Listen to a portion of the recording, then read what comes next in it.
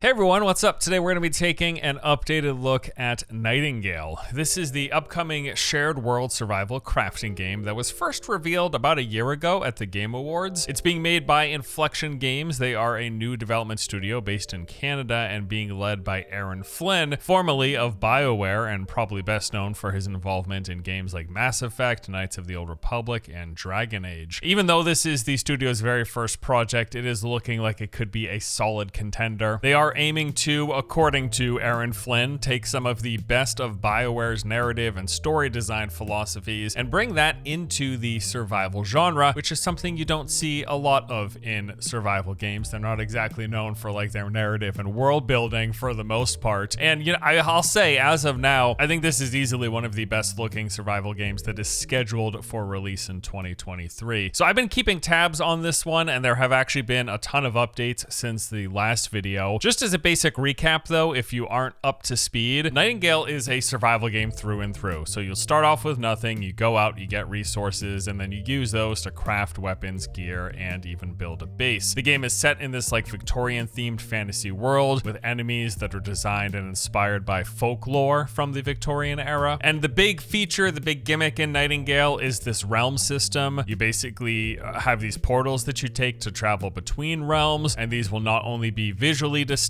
from like having different biomes and a procedural generated layout, but they also will each have their very own resources, enemies, and unique NPCs. And this also ties into player agency through the card system, which we'll talk about later. And then lastly, this is a cooperative game, so you're able to play and group with other players, fighting enemies and building stuff together, but it's not a competitive survival title. I know a lot of games in this genre have a focus on PvP. As of currently, they have no plans to include player versus player in Nightingale. So that is like the TLDR of Nightingale. Let's take a look at all of the updates we've had since the last video. Before we jump into that though, I do want to take a moment for a quick word from today's sponsor. Today's video is sponsored by Nacon for the Warhammer 40k Inquisitor Martyr Ultimate Edition. This is the first action RPG set in the 40k universe. It features both fast-paced and tactical combat with multiple classes of the Inquisition for you to play as. Inquisitors are some of the most powerful agents of the Imperium. You will venture out to cleanse this region overrun with heretics, mutants, and demons of chaos. The game's got destructible environments and a cover-based combat system. It's got in-depth skill trees and a wide range of vehicles and weapons to choose from. Inquisitor has had 4 years worth of updates with over 25 pieces of DLC. The game supports native 4K, high-res textures, cross-gen multiplayer, and an upgrade path for owners of the previous console editions. Warhammer 40k Inquisitor Martyr Ultimate Edition is now available on PS5 and Xbox Series, and if you're interested in checking out the game, be sure to use the link in the description below. Okay, so now on to Nightingale's Discord Q&A. I'm not going to be reading these questions and replies verbatim, but I want to touch on some of the bigger, more interesting things that they revealed, broken up into various categories. So when asked what the end game of Nightingale will look like, they said that it is our ambition that there will always be something to do in the game, new realms to explore, new structures to build, and new gear to craft, all in the spirit of, quote, endless adventure. Now, it is my understanding that as they move through development, they're going to continue to add more things to kind of play into the end game. We know that the ultimate end goal is to reach this fabled city of Nightingale. Whether or not that city is going to have any content to it or just be like a social hub with letting you see other players and interact with NPCs, that we don't know. But the basic idea is that you are realm hopping and these realms get progressively harder. We can presume that maybe they will add realm cards that act as end game areas, like a lava region or something like that. You know what I mean? It's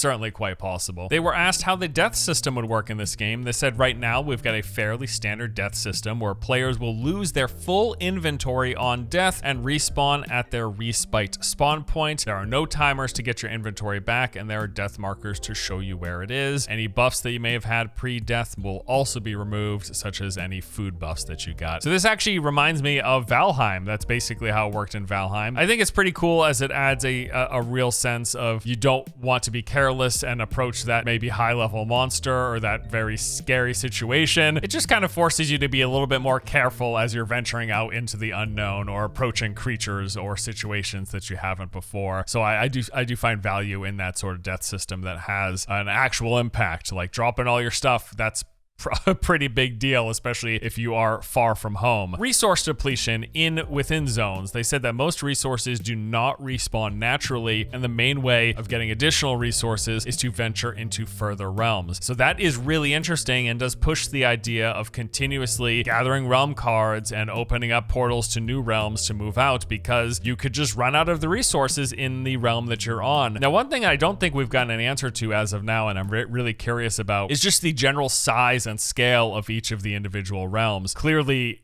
each realm is not like endless, because if it were, we wouldn't have to worry about resource depletion. So I'm really wondering how they're going to handle the parameters of the realms in this game. Magic, we know that magic is going to be in Nightingale. How is it going to work? Well, they said as humans, they lack the innate magical abilities, so spells will be tethered to weapons or tools, but using spells with these items will use up some of that item's durability, which I am not sure if that is something that's going to be repairable. So that's cool. We're not going to be casting spells from our hands. It's more we're going to be having these magic imbued items. As a survival game, there is a hunger system. They say as of now, going hungry is going to give you debuffs, but it will not kill you. And they're experimenting with different other types of systems, but things like thirst and hunger appear to be in the game, and just like I said, will apply debuffs. And then they were asked about pets and mounts, and they said they've played with these systems. They've prototyped pets, but they haven't moved into production, and mounts have not really been looked into to a significant degree. I'm not expecting mounts. I guess pets would be kind of cool. I don't really care, honestly, but we'll see. It's if some little squirrel wants to follow me around and pick up loot for me, that'd be good, I guess. All right, now on to some information about bases and base building and how that's gonna work. So they were asked if players will be able to build anywhere, and the answer is yes. Players can build wherever they like, landscape and other natural features permitting, and that they are working hard to ensure performance is maintained even with the very complex player-built structures. That is actually something that does plague a lot of games that allow you to just build everywhere and however big you want. Maybe one way they deal with that is just having a limitation, like you place down a zone of building and then you can build within that zone, or only have so many structures using up some sort of capacity, some sort of resource. Again, we'll see how they handle it, but performance is of the utmost importance. I don't care if a game lets me like build across the entire landscape if it runs like garbage the whole time. Because of that, I would rather it just be restricted and run smoothly. That's the ideal. But if you can make it big and have it run perfectly smooth, that's fine too, right? In terms of being able to edit buildings, they say currently pieces can be destroyed by you or your party members after they are built. This destruction will give some of the resources back for reuse, and they're also looking for you to be able to edit and move already placed structures. That would be really good. If we could just take a thing that we've already built and move it around and place it in a new spot, that would be great. And then speaking of base building and stuff, we do know that there will be a system of enemy NPCs attacking your bases, and they touched on that as well. Players can set up barricades or structures to keep outbound. That is like the basic enemy faction that's attacking you. Players can then attack the bound from a safe distance using ranged weapons. This is something that's constantly evolving and we'll be showing more of in the future. So yeah, you're going to build up bases, but there is an enemy faction called the Bound. They're kind of like twisted humanoids, and they will be consistently attacking your bases, and it's something that you will have to set up structures or actually physically defend yourself. In terms of this game's crafting system, they said that they pulled inspiration from a lot of games in the genre, as well as complementary genres, and that realm walkers will be given some basic recipes for crafting and schematics for building from the start, and then you'll be able to discover new schematics by collecting certain materials, talking to NPCs, or completing quests, which I haven't touched on yet in this video. But yes, this game is going to have NPCs that you will chat with. They will be quest givers, and there will be a storyline. And that's kind of that like BioWare through line that Aaron Flynn and his team appear to be wanting to bring to their game, to Nightingale. And that is one of the, besides like the setting and the look of this game, which I think are really cool, the idea that they're going to try to really focus on the world building is, again, it's a nice divergence from what survival games typically are, which are just like pick up your resources, craft stuff, and go fight other players. This isn't a PvP game, and it's going to have a narrative focus. And I think that's an interesting twist. I don't know if that's ultimately going to be a better game or not. They're certainly making some decisions here and not having PvP. Who knows really if that player base it finds that appealing, but I think it's a interesting idea to kind of mix up the genre a bit. Okay, so now we got some information talking about the multiplayer and co-op aspects of the game. They were asked if you would be able to solo in this game, and they said that their intention is that solo players will be able to play the entire game by themselves, but completionists may have a bit of a challenge on their hands. The takeaway from that is that there will be very hard content, probably requires a group or a very skilled, very prepared, maybe even over-geared player. They were asked if groups can split up into different realms, and the answer is basically yes. Even if you're playing with your friends, you can venture out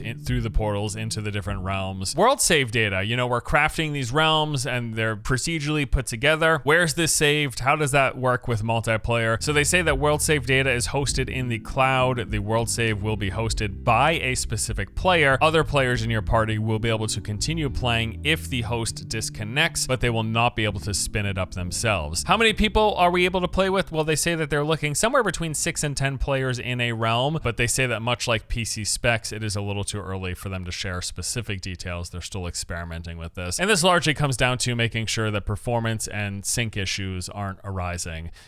Ideally, I'm sure the more players you could get in there, the better.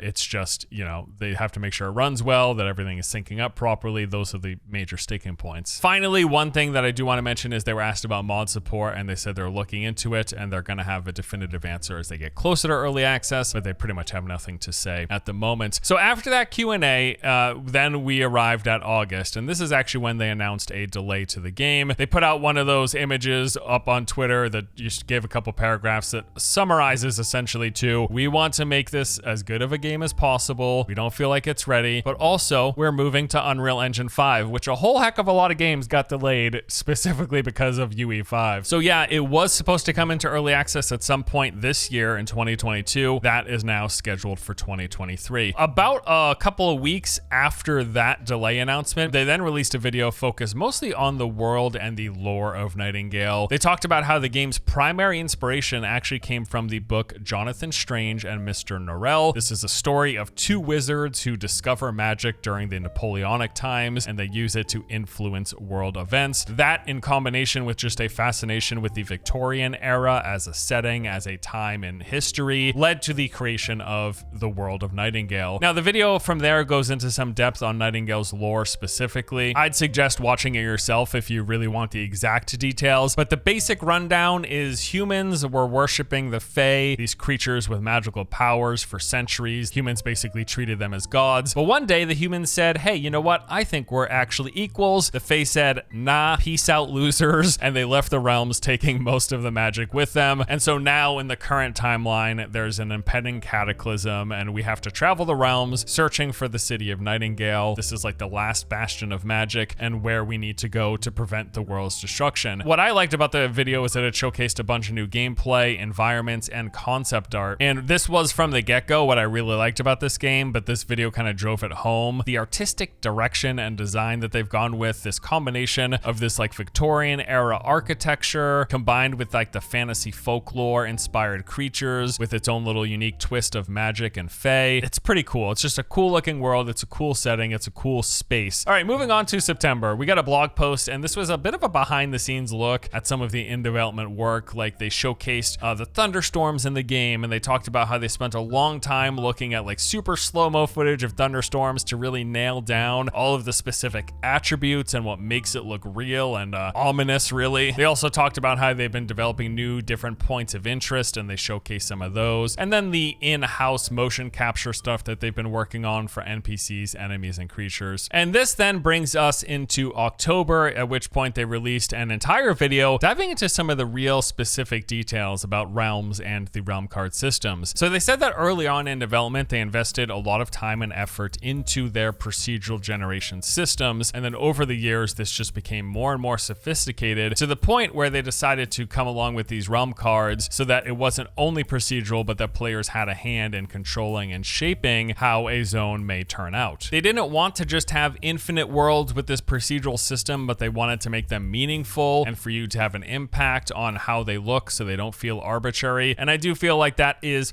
a very difficult hurdle to overcome with procedural, because so many procedural games do feel like none of it really matters. And it's for that reason I think the realm card system is an interesting idea. You're basically setting parameters for the worlds that you're going to be spending time in. What kind of creatures do I want? What kind of biome? What kind of resources? You're laying the groundwork and then letting the procedural generation kick in and actually change how the landscape is actually formed. So realm cards will be crafted, like we said, based on recipes. You'll start off with some, you'll discover some while you're playing, and then once you craft them, you go to the portal that you'll have to discover. There'll be one in your very first realm. You find it, you take the cards, you put them in, and depending on the combinations, that informs what the portal is going to open up into. They say that once a portal opens up, you can use it for as long as you like, but if it is closed, that realm is lost forever. So you can try the same combination of cards in the next zone, and you might get some similar theming, but it will never be the exact same realm again. Now, as you keep going, you continue to progress further and further. You will actually be finding higher tiers of resources, and this lets you craft higher tier items and gear, and also go into more difficult realms, more challenging locations, more challenging enemies, all of that. It is going to be kind of that basic leapfrog progression, which is a very common thing in this type of game, where you start off with one base and you can make these like tier 1 weapons and armor, and then that lets you go into the next level of realm, whatever combination you happen to come up with, but you can hit that next tier, and then there you're going to get those next tier of resources, the tier 2 resources, which lets you do the tier 2 weapons and armor, and you'll keep progressing, and then at some point, we don't know when, but at some point you will be strong enough to face like the end game, whatever they're going to have in this game, ultimately trying to go to that city of Nightingale. And finally, they said that their plan is to continuously add new cards and more content as they move through early access and get up to the final like 1.0 official release. They have no set number in mind. They're just going to keep trying different things and implementing different systems. And that's a really cool idea, that we could keep getting more realm cards, which essentially translate to more parameters for our play spaces. And finally, the most recent news came just last week. This was in the form of a developer update video. They say this is the first and many more to come. They want to be more open and talk about how development is progressing, and also reveal some new exciting things from time to time. So in this one, they touched on the alpha test. The first alpha just wrapped up recently. This was a very tiny test, less than 100 people in fact, and this was more to kind of feel out the early game system and get some feedback on that, which they got plenty of feedback. People pointed out missing features, missing UI, bugs, and all sorts of stuff. And then they talked about Unreal Engine 5. Again, this was one of the major reasons that the game's early access release got delayed out of this year. The reason being, well,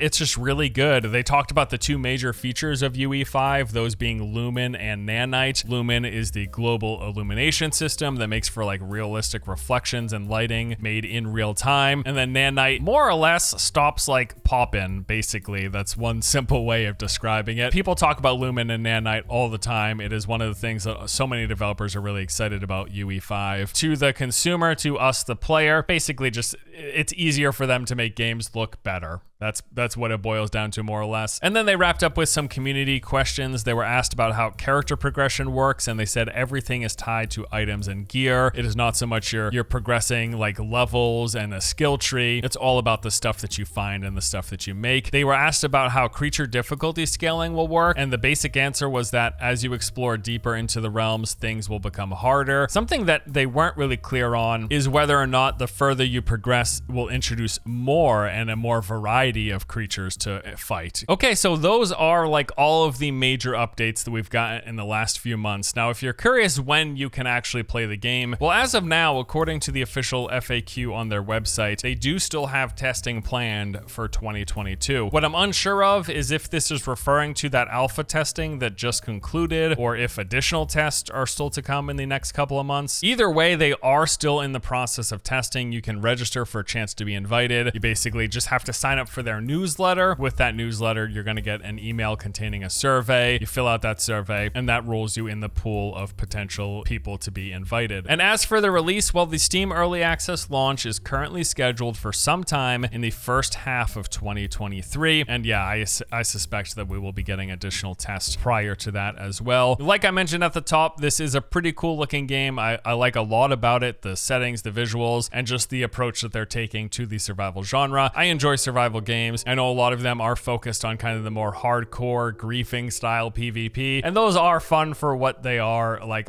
those make for some really interesting, unique experiences, especially when local VoIP is enabled. You get a lot of hilarity out of that. But they're taking a different approach here. They're going PvE and co-op focused, and they're also leaning more into the narrative. And I'm really interested in terms of how that's going to be implemented into the game. If it will just be storytelling through the NPCs that you chat with, if they're going to be things like cutscenes or not, I'm really not sure. It's too early to tell. But yeah, lots of cool stuff about this just in general. I like the setting and the theme, steampunky, Victorian. They actually call it like gas lamp punk fantasy. I don't know. It looks cool. Victorian era, folklore, fantasy twist, fake creatures. It's pretty cool. It's a pretty cool, unique looking survival game. And yeah, I think it's one of the best looking survival games that we've got scheduled and lined up for 2023. Hoping it all works out well. We will see. That does it for me today though. Thank you guys as always so much for watching. Hope you enjoy it. I'll see you next time. Take it easy.